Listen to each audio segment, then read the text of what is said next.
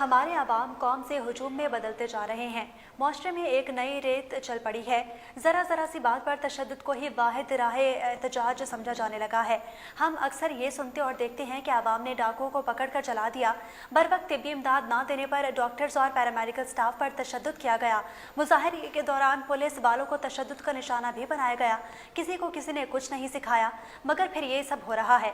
اسی وجوہات کیا ہیں، دیکھتے ہیں مزمل فیروزی کی اس رپورٹ میں۔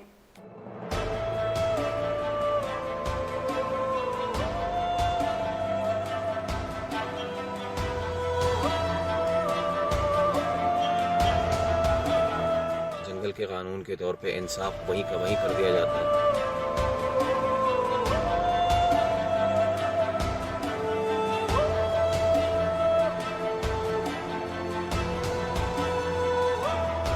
There should be respect for all religions.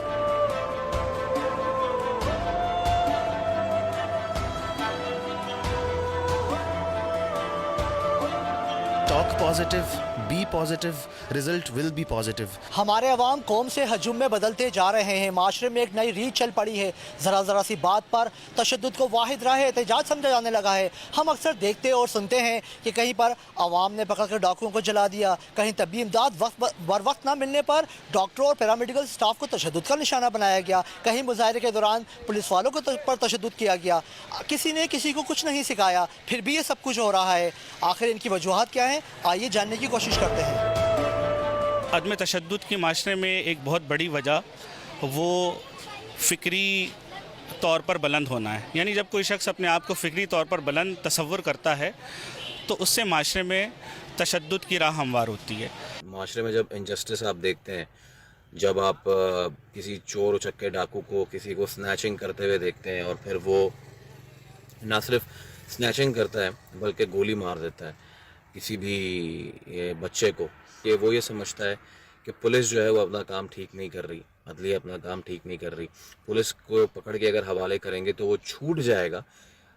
اس لیے جو ہے جیسے کہ بنیاد پہ جنگل کے قانون کے طور پہ انصاف وہیں کا وہیں کر دیا جاتا ہے۔ ہوتا یہ کہ کوئی ایک بھی اگر پتھر مارتا ہے تو وہ کیا ہوتا ہے، دیکھا دیکھی، کیونکہ دیکھ کر رہے ہوتے ہیں۔ جو لوگ کبھی تشدد کرتے ہی نہیں ہیں، جس نے کبھی پتھر نہیں بھی اٹھایا ہوتا ہے تو وہ بھی پتھر اٹھا لیتے ہیں۔ تو اس طرح سے وہ دیکھا دیکھی، وہ کہتے ہیں نا دیکھنے سے سیکھتے ہیں، تو اس طرح سے یہ ایک جو سائیکولوجیکل ٹرم ہے، اس کو دیکھتے ہوئے تمام جو گروپ ہے وہ وائلنٹ ہو جاتا ہے۔ مسجد سے اعلان ہو جاتا کہ سب لوگوں کو کہ آپ لوگ یہ نہیں کریں، یہ لا اینڈ آرڈر کو اپنے ہاتھ میں نہیں لیں، یہ ہمارے مذہب کے خلاف ہے۔ مذہب اور سیاست کو جوڑ رہے ہیں اپنے آپ کو پروموٹ کرنے کے لیے، تو ہماری جو ذہنیت ہے اس کو بدلنے کی ضرورت ہے۔ شور شرابہ ہو رہا ہے تو اس کو لیڈ کرنے والا ایک یا دو بندے ہوتے ہیں جو کہ دوسرے لوگوں کی سائیکی سے کھیلتے ہیں، اور جو لوگ جو پڑھے لکھے نہیں ہیں، ایجوکیٹڈ نہیں ہیں، یا جن کو ان چیزوں کے سیریسنس کا نہیں پتا کہ آگے یہ چیز کیسے ٹرن ہو جائے گی، کیسے فلیئر اپ ہو جائے گی اور اس کا نتیجہ کیا نکلے گا، وہ ٹرپ میں آ جاتے ہیں۔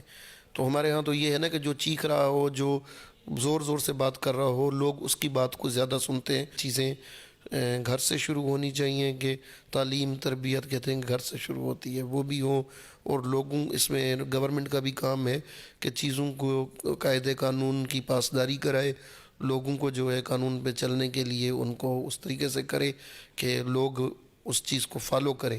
عدل انصاف سب کے لیے ایک جیسا ہونا چاہیے، سب کے برابر کے حقوق ہونے چاہیے، تاکہ لوگوں میں ایک برابری کا ایک رشتہ قائم ہو اور ایک دوسرے کا احترام بھی پیدا ہو۔ بنیادی طور پہ ہماری کوشش ہوتی ہے کہ جو نوجوان ہمارے پاس آتے ہیں انہیں ہم یہ سکھاتے ہیں کہ جہاں ہجوم ہے، جہاں بہت سارے لوگ نیگیٹو بات کر رہے ہیں، آپ اس نیگیٹو پارٹ کا حصہ نہ بنیں، آپ پازیٹیو پارٹ کا حصہ بنیں، be positive and you can change each and every thing.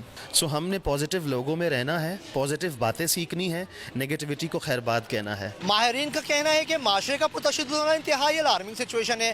عدالتی نظام چلانے والوں کو، قانون نافذ کرنے والوں کو اور قانون سازوں کو سر جوڑ کر بیٹھنا چاہیے کہ کیوں پرتشدد واقعات میں بتدریج اضافہ ہو رہا ہے۔ کہیں یہ سب کچھ عوام کا انصاف پر سے بھروسہ اٹھ جانے کا اندیہ تو نہیں؟ ہمیں سوچنا ہوگا۔ کیمرہ مین ریحان صدیقی کے ساتھ مزمل فیروزی، K24 نیوز، کراچی۔